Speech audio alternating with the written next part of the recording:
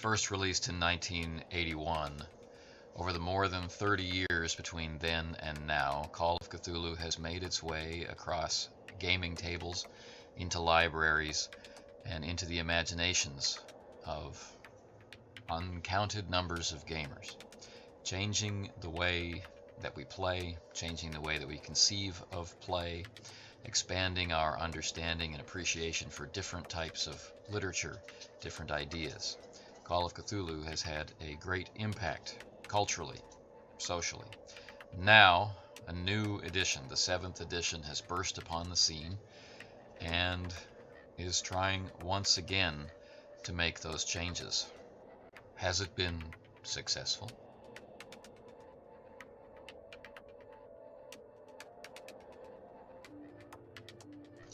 I'm not sure this review will actually answer that question.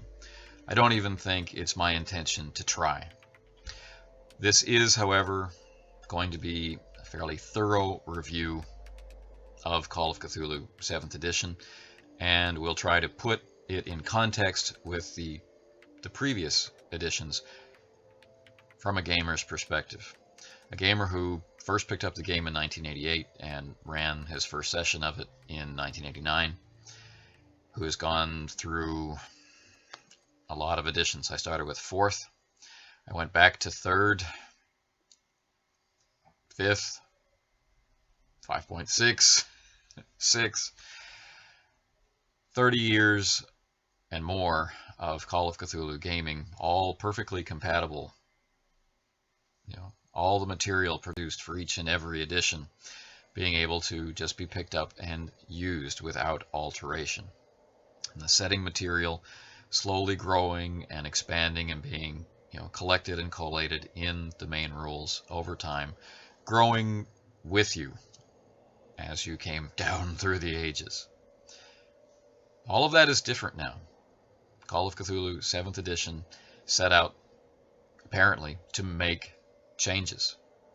From the perspective of some older gamers, some of these changes seem like having been made for the sake of making changes. There are people who are upset that this game, after 30 plus years, has been changed, and changed so significantly, while still claiming or trying to retain what it was before. Was it successful in that regard? That is a question I am trying to answer. Now, 1 year ago, I sat down with an elder statesman of gaming, Frank Fry, to just talk about our impressions. This was taken by some as a review. It wasn't. It really was a first impressions. We've read it. We're about to run it. What do we think about it? This is the review. To begin, the most concise way I could sum up my reactions to Call of Cthulhu 7th edition would be to say that this is an edition that at times flirts with brilliance, but sometimes stumbles over its own lack of confidence. It sometimes wanders lost in inconsistency and direct contradiction. It attempts great things, and when reaching the edge of that greatness, that precipice over which a leap of faith is required, it pulls itself back. And at times it offers up what the masses are clamoring for, and does so with authority and with great cleverness, but at the same time turns its back on a long tradition and the pride it should rightly have in having survived so long and offered so much. To turn away from this distinct and different style of gaming and to offer up something which at times seems like it's just trying to get along with everybody else, well, it has a distinct effect on a person who has played the game for a long time. I categorically cannot say that this is a bad game. In fact, going over the mechanics, purely the mechanics in this edition, I think that they're fantastic. They are great mechanics. They're interesting mechanics. They're mechanics that I enjoy interacting with. But as I've said before, many of them do not, in my opinion, belong in this game. And I have reasons for those, which we'll talk about later, and I'll cite those specific mechanics. But mechanically, this is a very sound game. It's very interesting. If Call of Cthulhu were purely a pulp, heroics, adventure, or investigation game, it would be fantastic. And there are signs that popular pulp heroic adventure games have been looked at with a great deal of detail in order to bring ideas into this new edition. And we can see that happening again in the recent release on PDF of Pulp Cthulhu. There's nothing wrong with that. There's nothing wrong with innovation. There's nothing wrong with development. There's nothing wrong with the industry learning from the successes and failures of other games which have come before. In fact, those who are familiar with this channel know I encourage that sort of thing. I love innovation in gaming. I like seeing games and gamers get better. This is a case where I'm seeing the mechanics get better, but at times at the expense of the game. If you are an experienced keeper, if you've been running Call of Cthulhu before, but you are not at all familiar with 7th edition, you missed the Kickstarter, you didn't get involved in it, and you haven't been spending your time on forums learning about it and that sort of thing, you can find out everything you need to know that is different about this edition from whatever edition it was that you've been playing by getting the Quickstart rules. And we'll show you all the differences. It won't show you what this new edition looks like. It won't show you all the fantastic art or the more questionable art. It won't show you the layout and the design. It won't show you the hundreds and hundreds and hundreds and hundreds of new pages. It won't show you how the writing or the atmosphere of the game has shifted, but it will show you the mechanics. And from there, you can make an educated decision about whether to proceed or not. Many people who have played the game before, maybe have multiple editions of the game, will rightly ask the question, do I need this edition? And pretty much like with every previous edition, the answer is no. Right. I did not need to buy 5th edition or 5.6 or 6. I didn't need to go back and buy 3rd or 2nd and so on. From 1st through 6th editions, the game did not change so much as expand and support, as we mentioned. This is a significant change. And the question that experienced players have to ask themselves is, are those changes worth it to me? For newcomers, it seems logical, I'm sure, to buy the newest edition of the game. That's what all future releases are going to relate to. It will be the easiest one to obtain, the most people will be talking about it, and so on and so forth. And you really can't argue with that logic. But where we'll look at in that concern here is your perception of Call of Cthulhu, having not played it. Will you be able to bring that to life with this game? And is that the game that you want to bring to life? Let's talk specifics. One of the most commonly talked about new mechanics in this game is called pushing the roll. This deals with a perceived problem with the game that things will end if a roll fails. Now, we've talked about that before when speaking specifically about D100 or the basic role-playing system. There's a perception out there, and a perception that's capitalized on by games which operate differently. They want to differentiate themselves from games like this, that, if you don't have points that allow some sort of dramatic editing of the scene, like a re-roll or buying an additional success or altering an aspect of the scene, that your story will come to an end. Okay. Well, that's all well and good.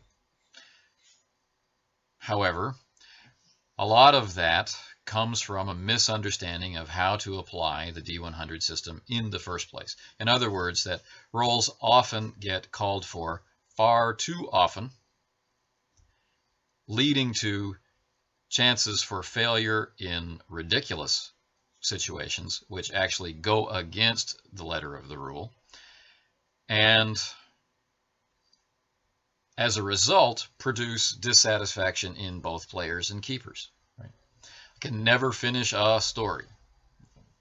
This is a review of a game. We're not going to get into the game theory side of things, but understanding how a mechanic works is an important part of playing a game long term, playing it and enjoying it. Now, pushing the roll is a chance for a do-over. You've rolled, you've failed. As the player, you don't want to fail, you want to succeed, and so you're given permission in this new edition to ask the keeper, may I push the roll? If the keeper agrees, and this is an important point that is likely to be overlooked by a certain number of gamers out there, if the keeper agrees that in this situation pushing the roll is possible, you can re-roll. The difficulty will stay the same, the modifiers will stay the same, but time will have passed, determined by the keeper, between the first roll and the second roll, meaning that modifiers might change, the difficulty might change if it's appropriate in that scene. Mere seconds could pass between the first roll and the pushed roll, or it could be longer, depending on circumstances. If this is reading a book, or climbing a mountain, or something a little faster. So, pushing the roll is a chance for a do-over. I, the player, am not really that interested in having the story go in the direction of dealing with failure at this point. I would prefer if my character succeeded at this point.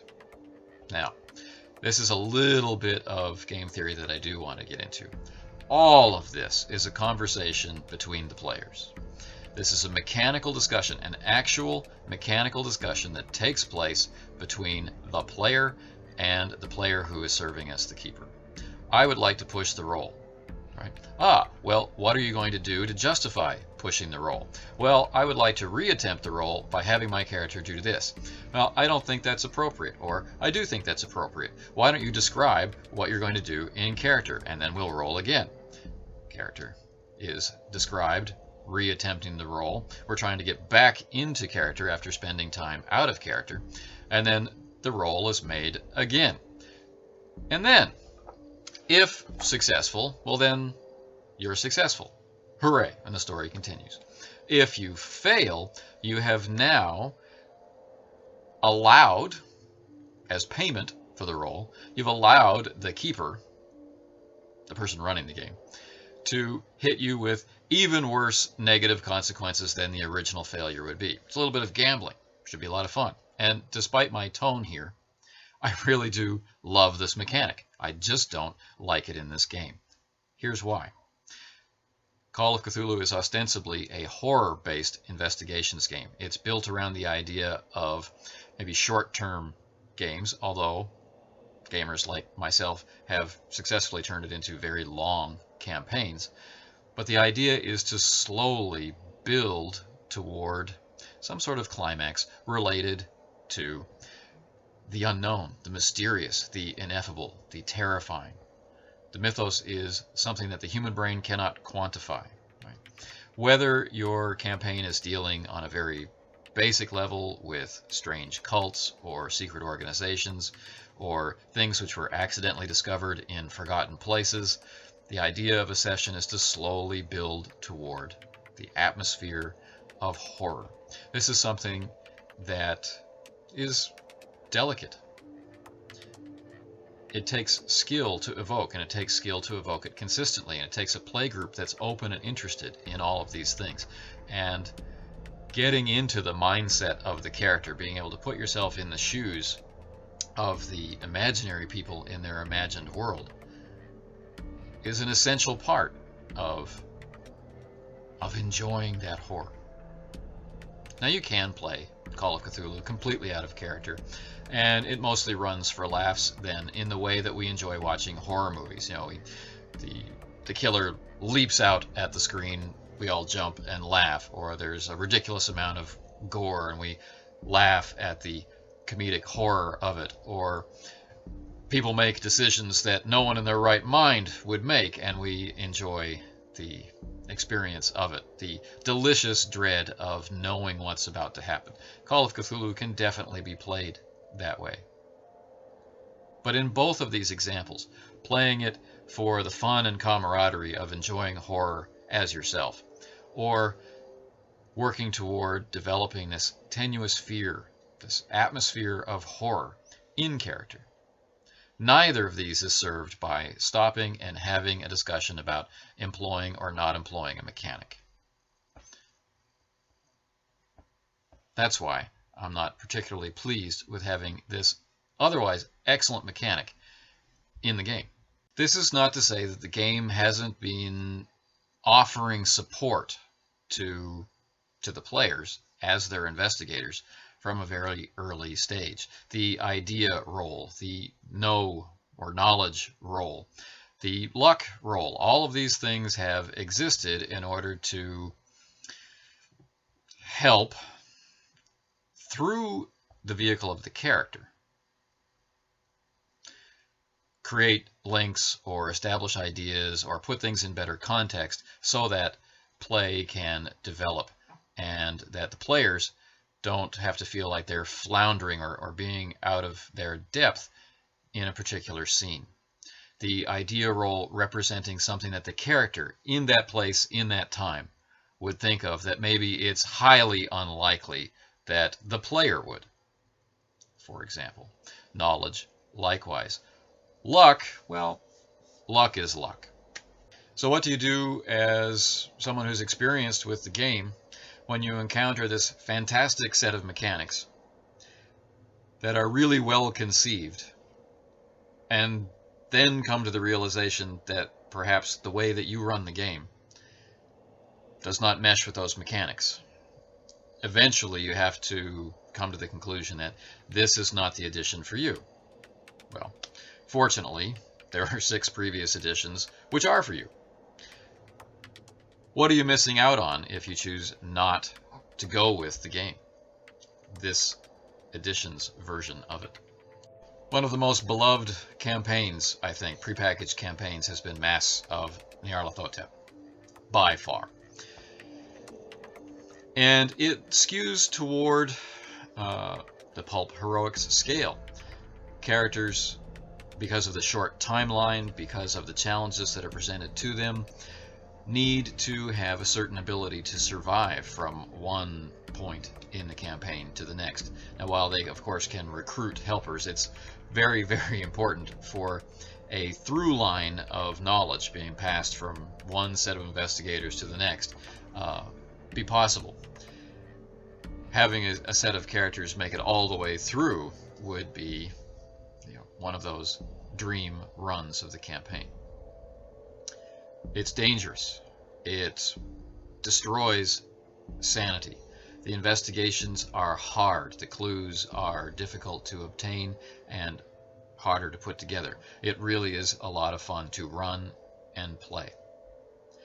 With the 7th edition of Call of Cthulhu, a campaign like that one would be far easier to run for the keeper, far more reliable than any previous edition, I would have to say.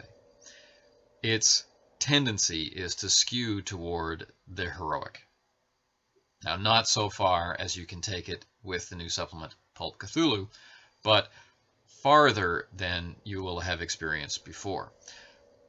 This may sound appealing to the newcomer, and I totally understand that. Call of Cthulhu has a reputation of wiping out parties. There are many who believe that the end result of any investigation is that everybody's character goes insane. It really doesn't matter how often players repeat to them that this is not the case, that sanity is a concern, that mortality is a concern, and that games tend to be short. But that has more to do with the genre It has more to do with how the group chooses to play than anything else. One-shots, events at conventions, of course, keepers are going to pull out all the stops and come up with some kind of over-the-top conclusion to the scenario. But if the group has decided to play Call of Cthulhu, a different experience you will have. So if right out of the gate you're interested in having characters with a greater chance to survive, if you're interested in characters that have more tools available to their players to ensure that they have a say in how things go, then this is likely the edition for you. If that's the only style of game you have played or been exposed to, I would very much recommend this edition of Call of Cthulhu for you. And if you enjoy these still bleak Lovecraftian story structures which are possible in the game, then you may consider moving to an earlier edition and taking away some of those tools from the players so that they can throw themselves even more over the edge, make a greater leap of faith into the kind of experience that this kind of game offers. More than any previous edition, the way this edition of Call of Cthulhu is written emphasizes putting more control over the narrative in the hands of the players. Just as a quick example, when narrating the outcome of a successful roll, as much of this as possible should be handled by the player. Now, long-term keepers will have some difficulty with this, maybe as a result of their process for creating their mysteries and investigations. Right? And I don't want to get into the details of that in this review, but let's just say that the habit or the successful process of creating a mystery investigation in the traditional sense will be impeded by players getting involved in narrating the actions or statements or whatever of NPCs involved in their successes. It's mixing and matching things which are designed for different purposes. Now, taken just as a suggestion, taken as a way to learn a new skill if you've only played in the traditional sense that this game grew out of, then this is fantastic. I really can't argue with it. It's a big part of most of the games that I play. But that appreciation from me comes from the point of view of wanting to learn different ways to do things. Some people don't have the time, some people don't have the interest, some people don't recognize that the way that they do things isn't the only way that they can be done successfully. Okay. So this game is trying, the way that it's written, is trying to bring new tools, bring new attitudes to the table. Now, if you're a new gamer, if you've grown up in the era of games like this, then you're not going to see anything groundbreaking or earth-shaking in the attitudes portrayed in the way this is written. It's just the older folks among you that will notice this and perhaps find it odd. Hopefully find it interesting, exciting, and something to try, some way to grow. And certainly not something to be bound by if it just doesn't work for them. But understanding that some things are going to have to change in how you prepare for the game is essential. Another thing this edition does more so than any other version of the game is provide detailed examples. And this is laudable. One of the interesting things about games sourced in basic role-playing, BRP, the D100% that Chaosium made famous through RuneQuest and Call of Cthulhu and Superworld and Ringworld and so on, is simply that the rules are very small. They're very easy to describe. I used to say that they're easy to understand, but evidence goes against that. There are so many people who talk about their experience of using a percentile system as if it were the right way when it isn't. And that's unfortunate. The rules are easy to describe, not as easy maybe to interpret without some effort. One sentence makes all the difference. And when we're talking about 9 or 11 pages of rules, those single sentence inferences take on even more importance. While they're easier to find because you're going through a smaller page count, the sense is that you don't need to look, perhaps. So, more so than previous editions, these hundreds and hundreds of pages are full of examples. The plus side is you come away from these still very brief, very simply described rules with a greater sense of what was intended. The downside is that sometimes these examples contradict what was stated. If you're an experienced gamer in any game system, this is not a huge hurdle. You make a decision about how you want to apply it. If, however, you are the new gamer and this is your first game and it very much feels like that's who this was written for, this will be incredibly confusing. If it tells you to apply a rule this way, the example shows you applying the rule exactly like you're told not to do it, and this is offered up as a good example, and then it's clarified later on a different way, this creates problems. As an example of this, let's look at the bonus and penalty dice. Now, all this is rolling an additional die, right? This is a percentile-based game, so you're rolling, in most cases, unless you've got a Zocahedron and are rolling a 100-sided die, in most cases you'll be rolling 2 dice, a tens die and a ones die. Now this can be made better or worse by adding a third die. This will be the tens digit die, and it's the keeper who decides when this bonus die or this penalty die should be added. This is another easy effect. We've seen how simple and interesting and exciting this can be, going all the way back to the second edition of MechWarrior in 1987 or 8. Right? This is an old mechanic.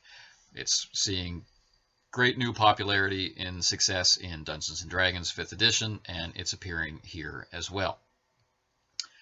Great. No real problem with that, until you start getting into the descriptions. So another thing that this edition does, which hasn't been a big feature of Call of Cthulhu in the past, is grades of difficulty. Right. Now, earlier, a keeper was simply empowered to apply a modifier that they felt was appropriate to a die roll in order to represent difficulty. Right. This is a standard part of gaming from time immemorial. The Game Master applies a penalty or a bonus. Maybe people don't do this. Maybe out there, the broad palette of gamers enjoying this game haven't been doing that. This is something, of course, that is a lot easier to do. You apply an extra die, decide if it's a bonus or a penalty die, everybody's happy. However, we also have, now in this edition, grades of difficulty. There are 3: normal, hard, and extreme. And this will have an effect on how people play the game, because normal now becomes roll all the time. This is the one you normally roll, right? Has an effect. Now, in a percentile-based game, you're really only supposed to be rolling in unusual circumstances, in circumstances where the outcome is not assured. In other words, when things are hard. But now hard becomes even harder than hard. And extreme, Lord knows when we should be determining that. But they give lots of good advice, right?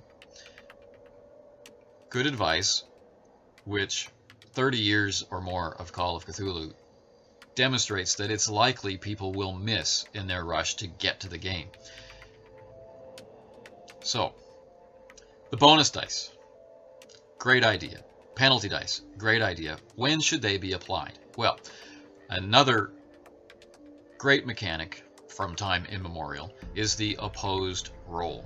And this is where one character is rolling versus another character. Right? Say, trying to open a door and keep a door closed, for example. or prize a tome from the grip of the insane member of your party who wants to take it and himself off the edge of the building and down into a burning pyre below. But the answers that you desperately need are in that book. And, well, he's your friend. You don't want him to croak either. So that struggle between these two, how would you assign a difficulty to it? How would you make it fair for each of them? Well, the simple answer is you put them in opposition to each other. So this could be done like a roll-off. Whoever rolls best wins.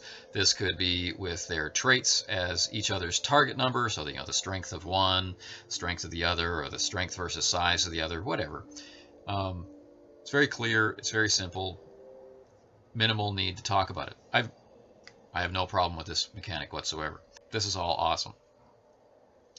This mechanic, this bonus dice and penalty dice, is written very clearly about in the text as being applied when there are no other defined target numbers, specifically when these two forces are in opposition, as we just described. Okay. What this gives us is the text pointing in one direction, which is a very simple, very clean way to resolve situations. When a target number can reasonably be determined, you use grades of difficulty. And how grades of difficulty work is quite simple. You have your percentage score for success. If you cut it in half, that's hard. If you cut it down to 1/5, that's extreme. And the text advises you again and again and again to only use extreme in extreme circumstances, which is fine. But then we have the bonus dice and penalty dice, which is also very simple. And it's defined in the text of being used mainly for these opposed rolls in the absence of a clear target number or things like that. But the examples clearly show these things being mixed. And worse, they show calls for rolls that perhaps shouldn't be made in the first place. And so, one of the primary problems with D100 gaming was that, as simple as it is, it takes a certain amount of skill and finesse to run it well. To run it, recognize that you're making mistakes with it, that you're calling for rolls too often, that you're not adjusting the difficulty of rolls to make things represent player character skill or the attendant difficulties of the situation. You're not applying modifiers correctly, that sort of thing. It takes skill to run, as simple as it is. But once you play it, once you develop that skill, then it's just one of those games that just does its job so well. How can we get the next generation of gamers to reach that facility with the game if it seems like the writers of the rules and the writers of the examples were different people who didn't communicate? And the people writing the examples weren't putting as much effort into it as examples require. In the game system, one of the reasons, or one of the examples that they give for describing bonus and penalty rolls is trying to win someone's hand in marriage. Well, there's a lot of things that go into this roll, but this is a very, very simple example. Now this is turned into a charm roll with the two, askers making charm rolls and having the recipient be passive, which I found pretty unusual. Right? So if these guys can outcharm each other, the winner gets a yes to the marriage proposal.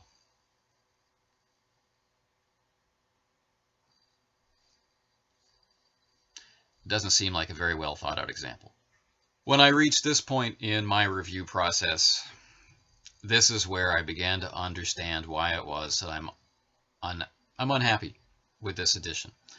I think it's beautiful. It's easily the most beautiful edition of the game that Chaosium has been able to produce on its own. Right? It certainly is able to compete with some of the European editions. Maybe not beat, but certainly compete with. It's a game that's sitting on the shelf or sitting in a store can definitely grab someone's eye even more than it was already able to do with its fabulous covers. Now its fabulous interiors back up that promise, making it easier to read. The layout still needs work. The editing and proofreading still need work. This is one of the better games out there in terms of editing. It had a long time for crowdsourced editing to weed out some of the more egregious typing mistakes that will always appear in a manuscript as long as this. There's no way to avoid it. It's not perfect. It's good. There's a lot of unused space that could have made the game more compact. There are artistic choices which are going to confound some people. But overall, in terms of appearance, this is a fabulous game. But a game is not how it looks. A game is all of its attendant parts put together, art being an important one of them, but that's not all there is. The system is also important. And when you get down to the system level, it's choices that matter, both the choices that the players are going to make when interacting in the game environment, that the keeper is going to make in preparing that environment and implementing that environment and facilitating the atmosphere around the table. And it's the decisions that were made in putting all of this together that shows maybe not a lack of concern, but a lack of oversight or a lack of an ability to track something that had become this large. And that's unfortunate. And that's what it was that upsets me the most. That this game that I love, that I definitely do not look at without bias, was treated from a place of concern and love for the game as if it were something to apply one's own house rules to, solving problems that it may have been better to approach from showing people how to play the game, right?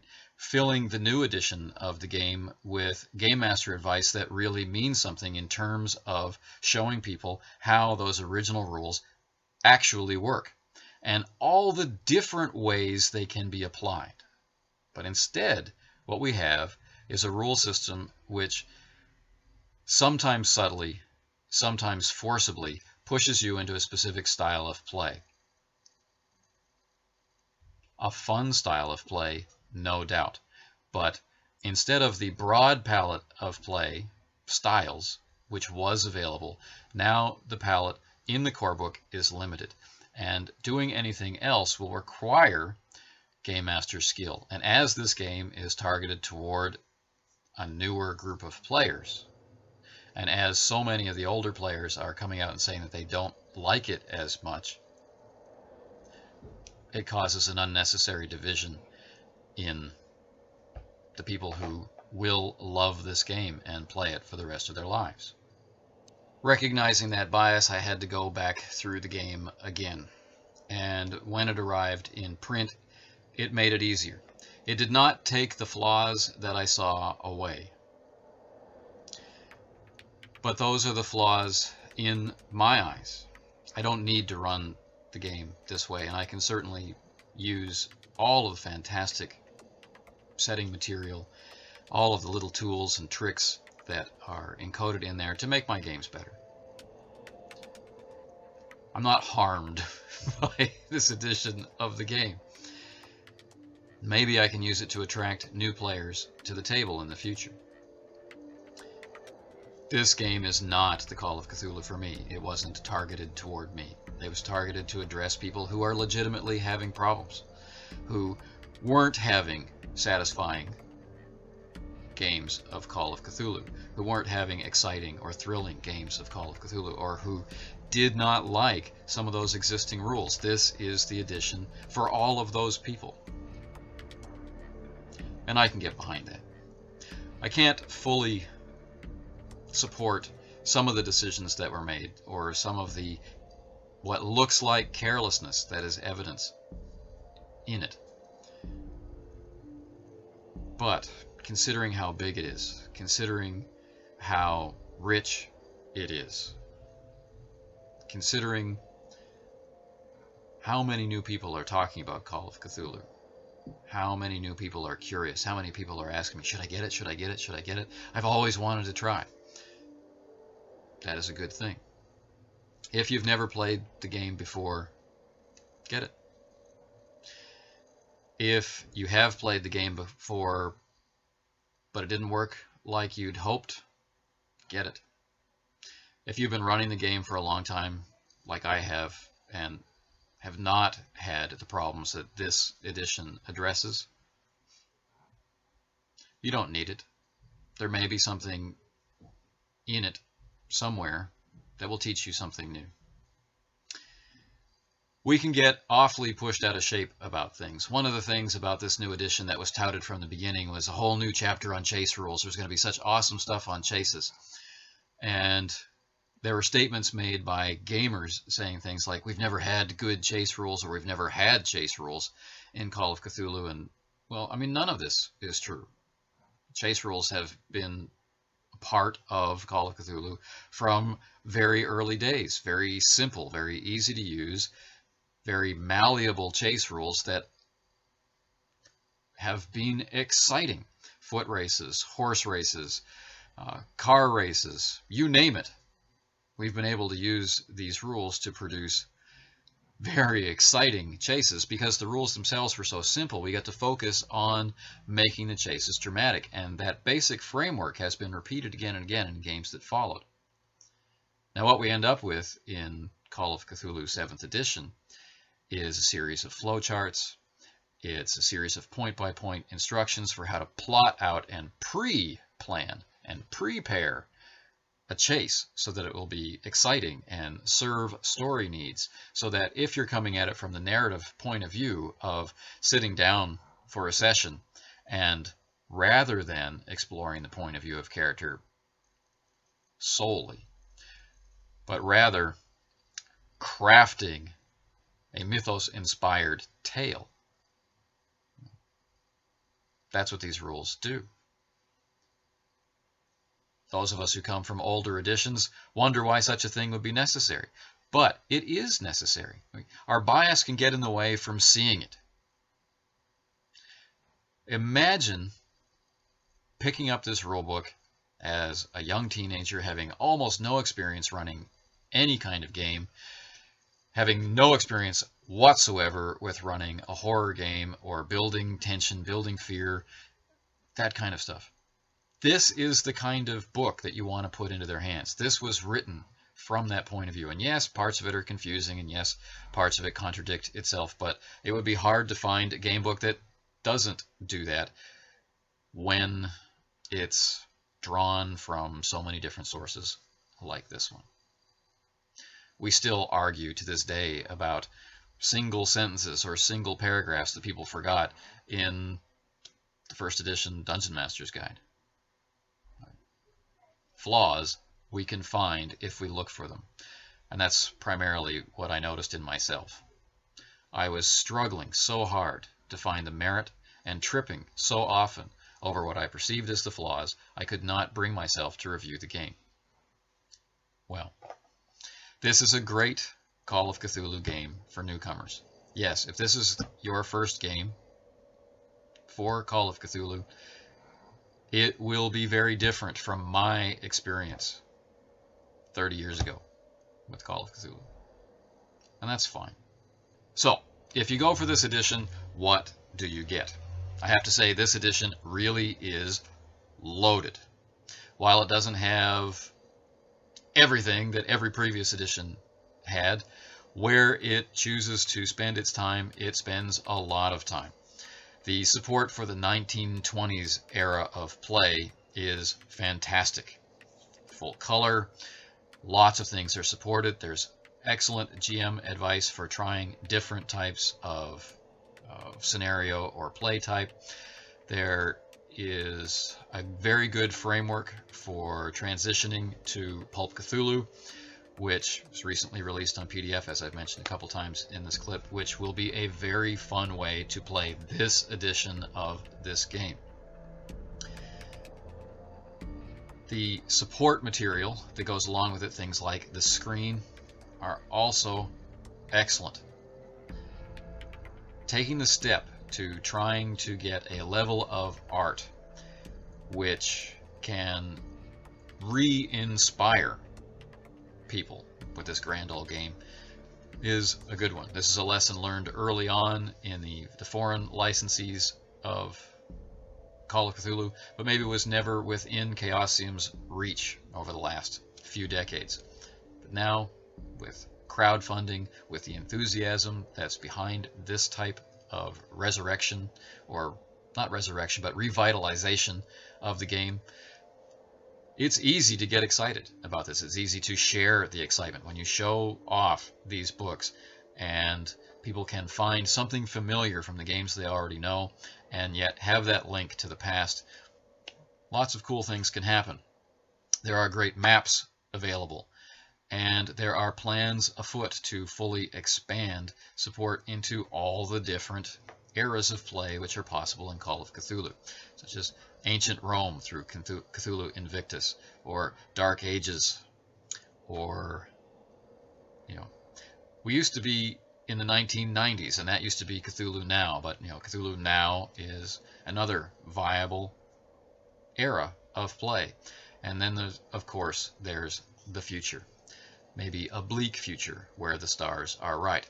To get some brief insight into all of this, Cthulhu Through the Ages is available, which is a supplement which, in terms of being a Game Master resource, is good for the short term, certainly good for the newcomer, but as support comes out in the years ahead, won't be much more than a bridge or product identifier, really.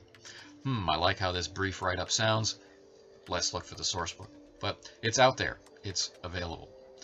Call of Cthulhu 7th Edition is very much a living and viable game.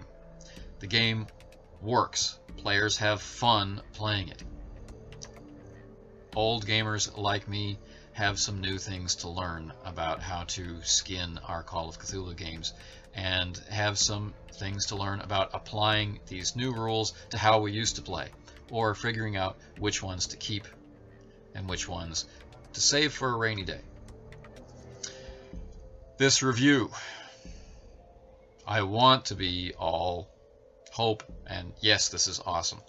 I can't quite get there. I do recognize that as much as I might strongly feel about how they've changed the game and how these changes might not have been the decisions that I would have made, I have to admit that it was still a labor of love, and making sure that the print copies got into backers' hands definitely is a sign of love, not only for the game but also the company and the people involved. There is more to this game than just the game. There's a worldwide community that embraces a different kind of gaming. And if that is who we are, then maybe we can embrace a different kind of gaming. Call of Cthulhu 7th Edition. Beautiful, powerful, challenging game, waiting for you to make it your own.